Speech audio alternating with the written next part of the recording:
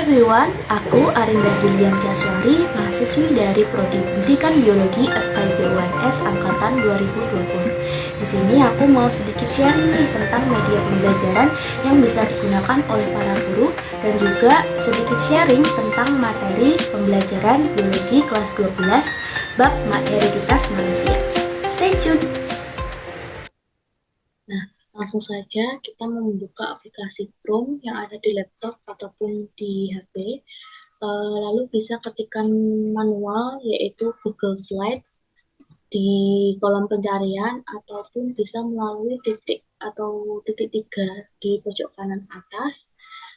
Ini ya, yang Google Apps itu bisa dipilih yang Slides. Nah, di sini ada bisa menggunakan blank start a new presentation. Itu semisal lebih banyak lagi pilihan, nanti Bapak dan Ibu juga bisa mencari di slidego.com.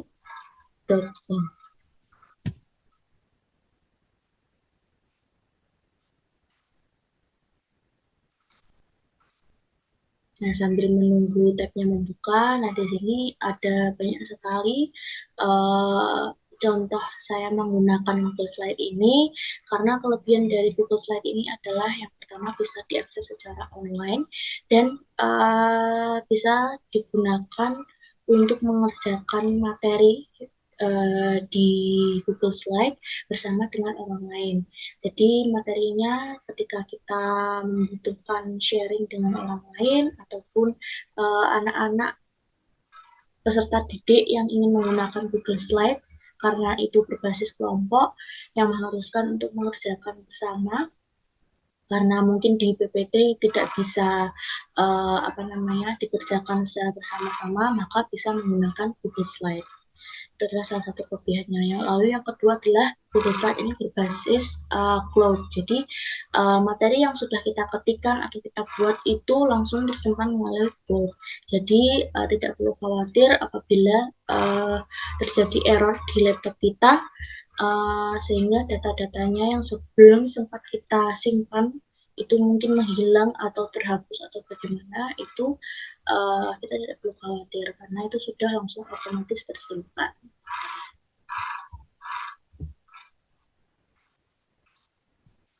Nah, dari Google Slide ini kita juga bisa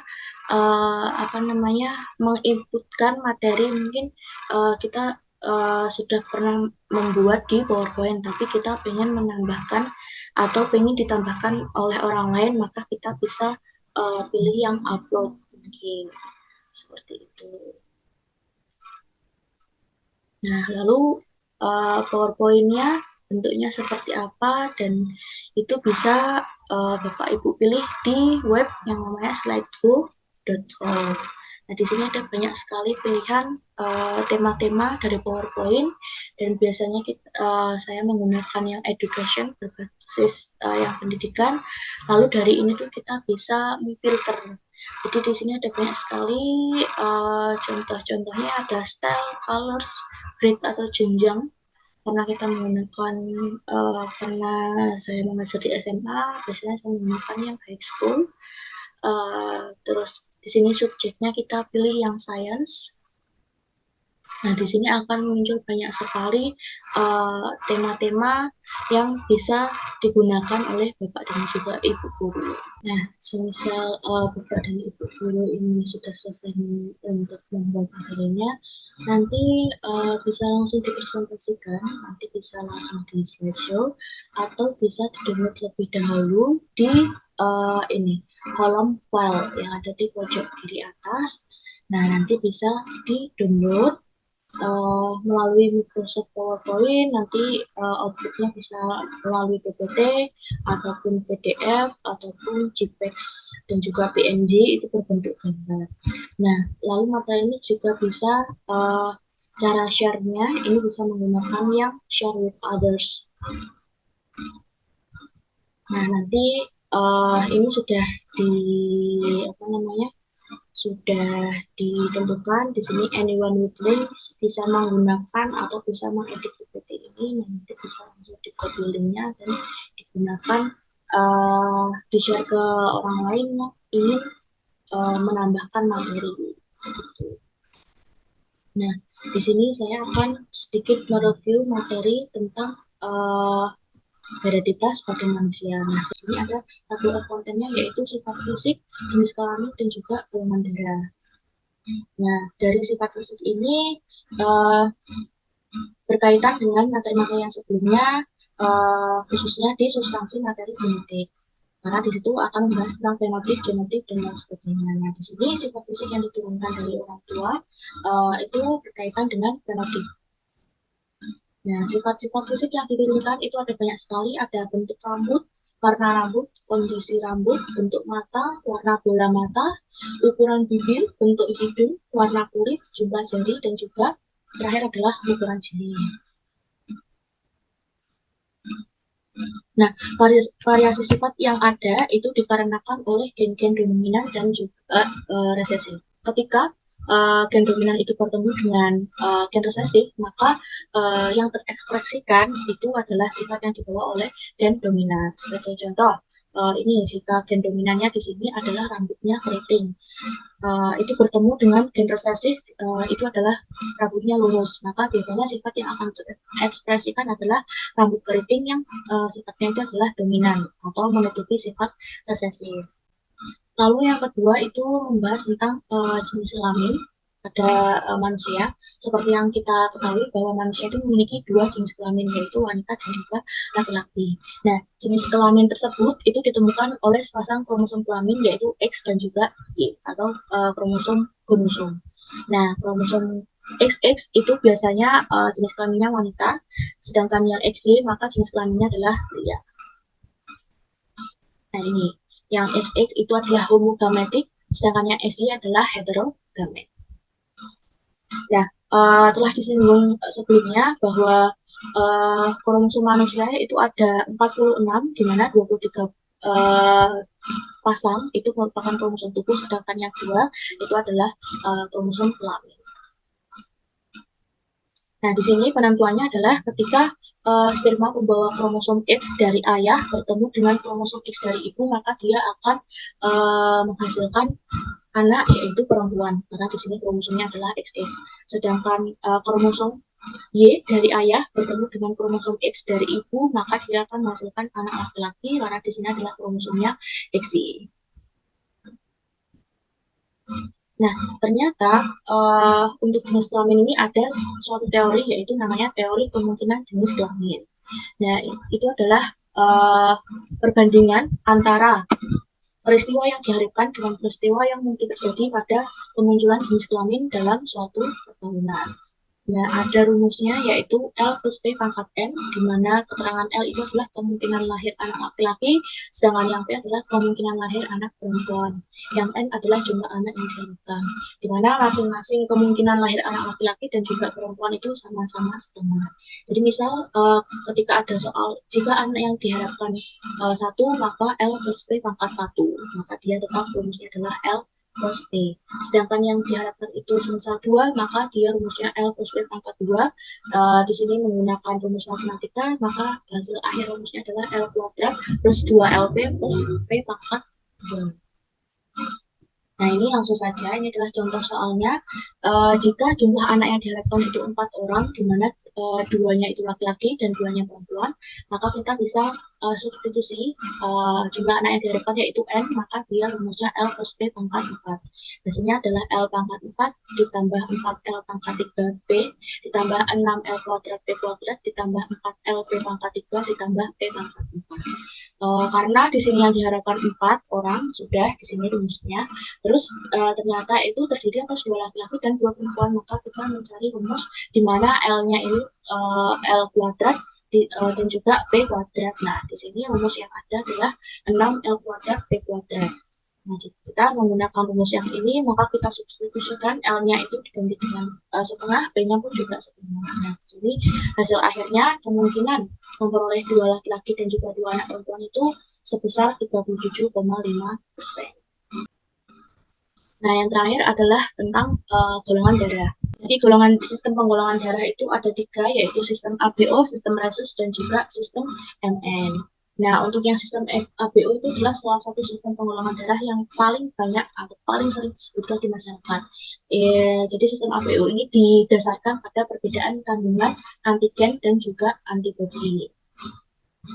Nah, ini untuk yang memiliki golongan darah A, maka dia memiliki antigen A. Yang golongan darah B, dia memiliki antigen B. uh, yang memiliki golongan darah AB dia mempunyai 2 antigen yaitu AB, sedangkan yang golongan darah O dia tidak mempunyai antigen sama sekali. Nah, di sini untuk yang golongan darah A itu bisa IA-IA atau IA-IO, golongan darah B itu IB-IB, IB-IO, sedangkan yang AB itu IA-IB, yang O hanya IO-IO. Nah, di sini ada contoh soal. Jika perempuan bergolongan darah A heterozigot menikah dengan laki-laki heterozigot, maka persentase golongan darah anaknya adalah, karena di sini heterozigot, maka dia uh, parentnya maka dia menggunakan IA-IO. Sedangkan yang B sama IB-IO, maka didapatkan keturunan yang pertama itu masing-masing golongan darahnya itu AB, AB dan juga O, dia masing-masing ada 25%. Nah, yang kedua adalah sistem MN. Jadi sistem MN ini antigennya M dan juga N. Nah, di sini kalau M dia IM-IM, kalau N IN-IN, kalau MN dia IM-IN. Nah, contoh soalnya ketika ada pernikahan dengan orang yang bergolongan darah N dengan MN, maka keturunan anaknya itu dilihat dari tabel persilangan ini, dia ada MN dan juga N, di mana masing-masing persentasenya adalah 50%. Nah, yang terakhir adalah sistem resus. Itu ada 2, yaitu resus positif dan juga resus negatif. Di mana yang positif ini dia memiliki antigen RH. Nah, di sini ada I R besar H kecil, I R besar H kecil yang positif, dan juga ada 2 I R besar H kecil, I R kecil H kecil. Sedangkan yang resus negatif dia I R kecil H kecil dan I R kecil H kecil. Nah, untuk sistem resus ini dia ditemukan di India yang diketahui pada tahun 1937 oleh Karl Landsteiner dan juga Alexander S. Minard. Nah, bagaimana untuk pembentukan zat antigen RH? Di situ bisa dipicu melalui transfusi darah dan juga peristiwa perkawinan. Di sini bisa untuk transfusi darah dari resus positif ke orang yang resus negatif itu bisa merangsang pembentukan antigen RH dalam darah penerimanya atau resipien. Sedangkan yang perkawinan itu di sini ayahnya adalah resus positif, ibunya resus negatif, anaknya bisa mempunyai resus positif.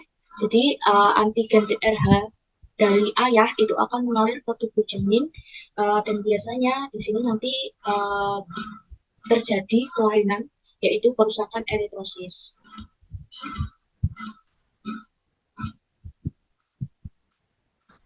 Nah, ini ada beberapa pembahasan soal. Terus di sini ada kolom tentang donor darah. Nah, di sini ada AB+, maka dia bisa O, golongan darah O, dia bisa menularkan ke semua golongan darah. Ada AB positif, AB negatif, A positif, A negatif, B positif, B negatif, O positif, dan juga O negatif. Nah, di sini ada beberapa tabel yang mungkin bisa dijadikan acuan. Golongan darah saya misalnya A positif, maka saya bisa menularkan ke orang yang memiliki golongan darah AB positif dan juga A positif saja. Itu untuk teori tentang golongan darah. Nah, semisal ini tadi kelainan, ketika seorang ibu itu punya resus negatif dan ayahnya itu punya resus positif, biasanya akan menyebabkan adanya erythroblastosis. Jadi anaknya itu biasanya memiliki kelainan penyakit hemolitik pada janinnya juga bayi, di mana erythroblastosis itu fetalis itu karena sel darahnya itu dengan antigen R positif milik dari janin itu biasanya akan dianggap benda asing oleh antibodi yang ada pada ibunya. sehingga itu harus dihancurkan dan itu yang akan mengakibatkan kerusakan eritrosit dari sang bayi. Biasanya seperti itu. Nah, mungkin itu yang bisa saya review sedikit tentang hereditas pada manusia. Uh, Sekian dari saya. Wassalamualaikum warahmatullahi wabarakatuh.